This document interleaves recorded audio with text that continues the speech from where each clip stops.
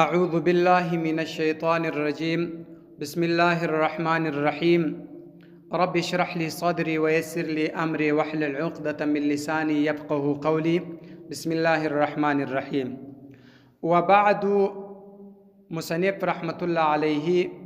وايي وبعد ورست دردادرو جملو چې و بسم الله الرحمن الرحیم و دویم حمد خدای و دریم درود پر پیغمبر علیه الصلاة والسلام. در بسم الله او در حمد او در درود د دې څخه ورسته فإن العبد نو دا بنده المتوسل وسیله نیونکی الی الله تعالی و الله تعالی ته باقوى الذریعه په قوي ذریعه سره په دغه شیانو باندې چې دا ویل په دې قوي ذریعه سره وسیله نیونکی هغه څوک عبید الله چې هغه عبید الله دی ابن زوی مسعودی د مسعود ابن هغه زوی دی تاج الشریعتی د تاج الشریعت. دا تاج الشریعت چې دی دا د تخلص دی، خپل نوم چې دی هغه عمر دی او دغه تاج الشریعت چې بلل کیږي په دې باندې دی مشهور ولو، خپل نوم عمر دی. سعده نیکبخت دی کی یا نیکبخت سوی وو جده نکده ده و انجح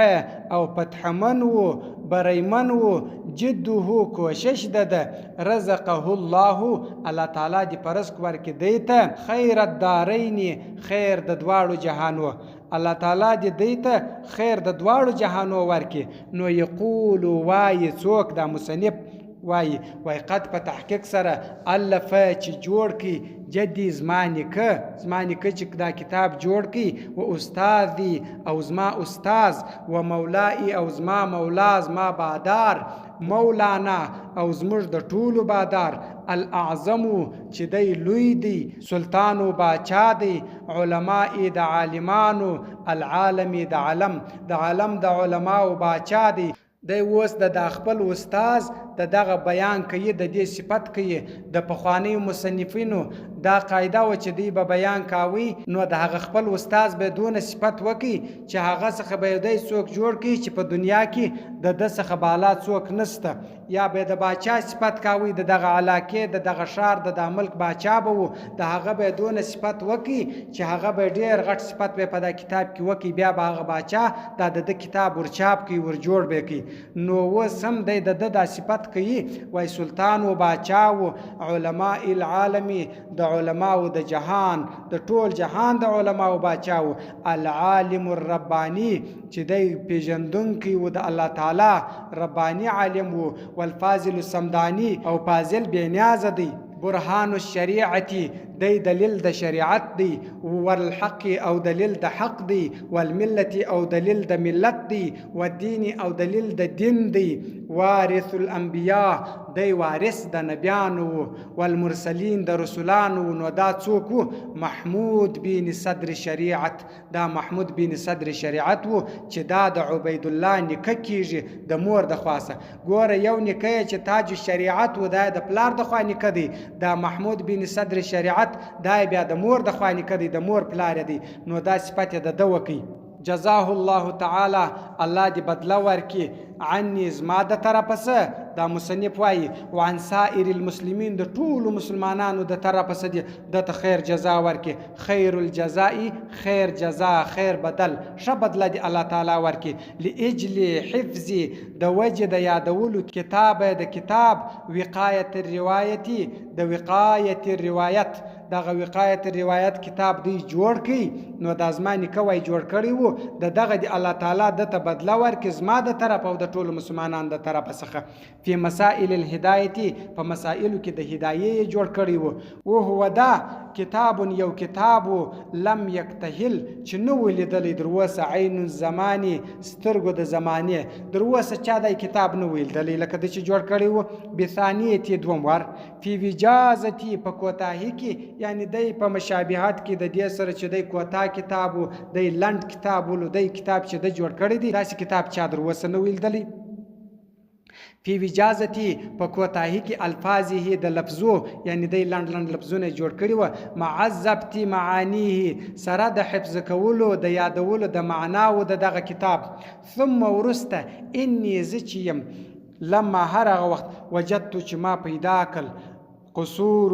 کموالی همم د همتو بعض المحصلین د بعضی طالبانو چې ما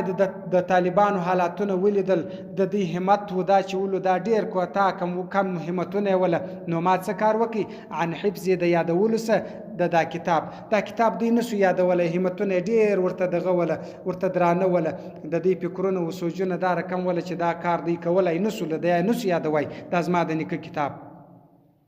نو اتخذت عن حفظ د یادولو سره دا کتاب اتخذت نو ما ونیوي دی وای عبید الله وای و اتخذت ما ونیوي منه د دې سره هذا المختصر دغه مختصر می جوړ کی مشتملا چې مشتمل دی علامه پر هغه باندې لابد منه چې چاره نه وداغوس نو بس دغه کتاب ما بیا د دې کتاب سپس جوړ کی چې هغه شیان می جن راټول ک چې داغوس چاره نه و لطالب العلم د پاره